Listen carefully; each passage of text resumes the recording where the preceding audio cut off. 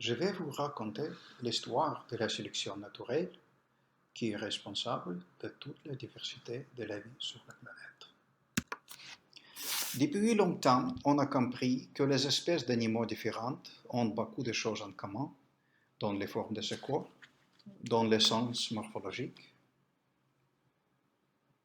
Par exemple, les os des bras humains sont similaires aux os de la patte avant du chien, l'œil de l'oiseau et l'aéron de la baleine. En tout cas, on voit les grands os de l'épaule, couleur marron, les deux os de l'avant-bras, beige et rouge, plusieurs dos de poignet, jaune et les phalanges de 5 doigts. Chez ces animaux, l'extrémité est utilisée dans des buts différents. Les mains servent pour tenir les outils, la patte sert à courir sur la terre, l'œil pour voler dans l'air et l'aéron pour se propulser dans l'eau. Malgré ça, les dessins de tous les animaux sont les mêmes. Seule la forme des os change.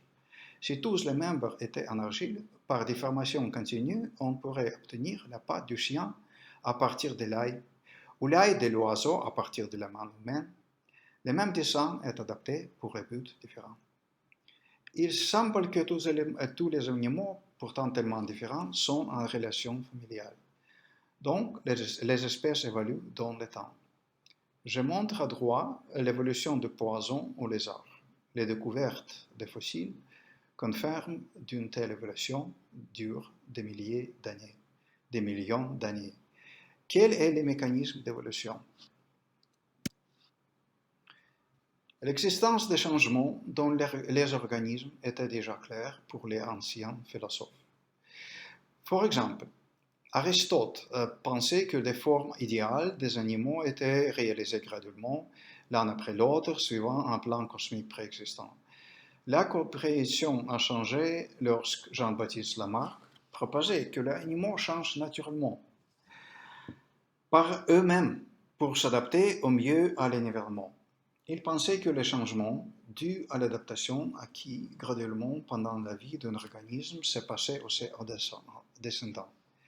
Plus tard, Wallace et Darwin ont donné des arguments d'expérience pour soutenir l'idée d'adaptation. Ils proposent alors un mécanisme d'adaptation moins intuitif et basé sur les idées de Malthus Fitness. Ils ont démontré que les changements, les mutations, se produisent au hasard, mais les variants génétiques concourent entre elles pour des ressources limitées. Ceux qui sont mieux adaptés réussissent à survivre et obtiennent plus de descendants dans la population.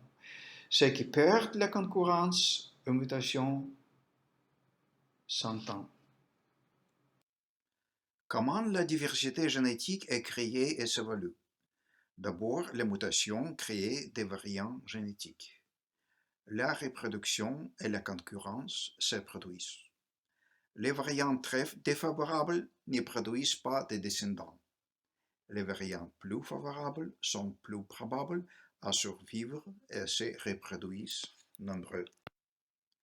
Comment l'information génétique est stockée et héritée? Qu'est-ce que c'est la mutation? Écoutons. Chaque cellule qui compose notre organisme possède un noyau, dans lequel se trouve le génome humain. Ce génome est réparti sur 23 paires de chromosomes et chaque chromosome est constitué d'ADN. Cet ADN est enroulé autour d'histones et est constitué de 4 nucléotides A, T, C et G. C'est dans cet ADN que l'on retrouve des gènes. Ces derniers permettent la production de protéines, molécules essentielles au bon fonctionnement du corps humain. Parfois, des modifications de l'ADN peuvent avoir lieu lorsque nos cellules se divisent et impacter sur des traits physiques. Regardez ces deux visages. La couleur des yeux est différente.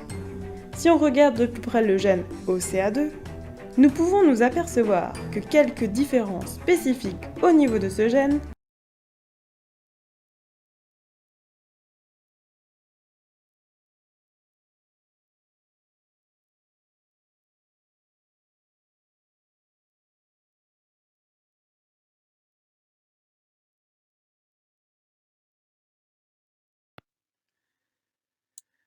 En utilisant la similarité morphologique et celle de l'ADN d'organismes variés, il est possible d'obtenir des prédictions pour le pédigré de l'homme.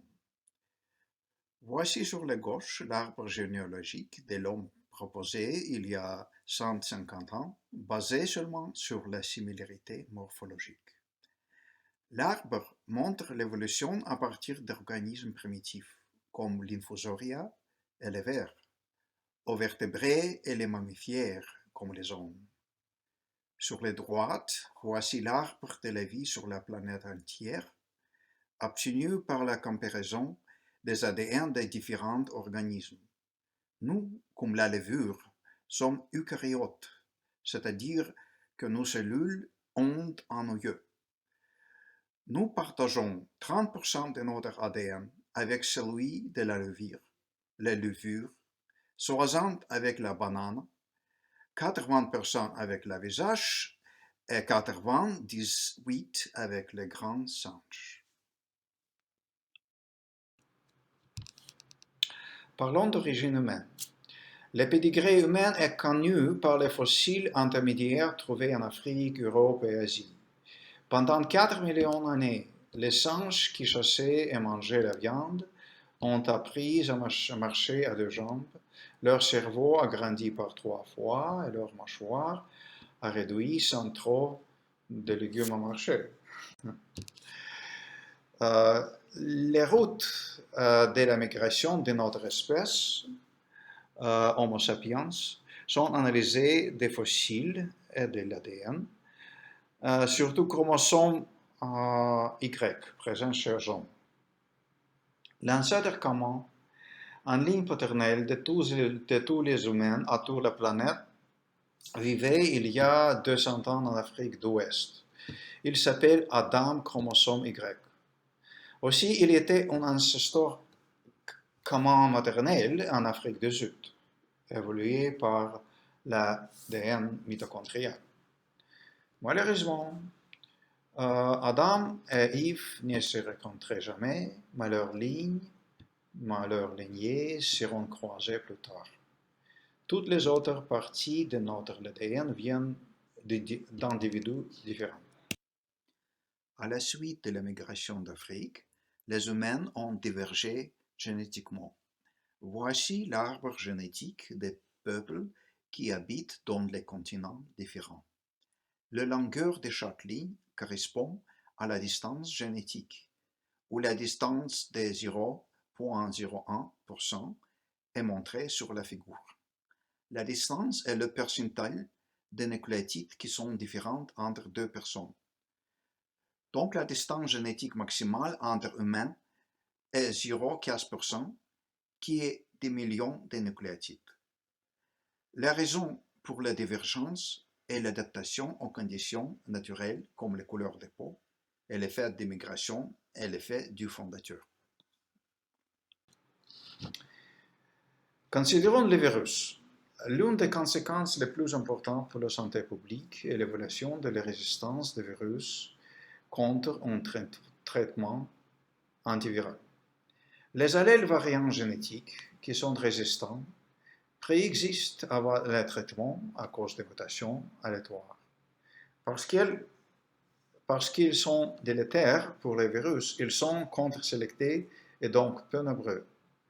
La plupart grande de la population virus est sensitive au traitement. Pourtant, après le traitement commence, toute la population sensitive disparaît à cause des drogues.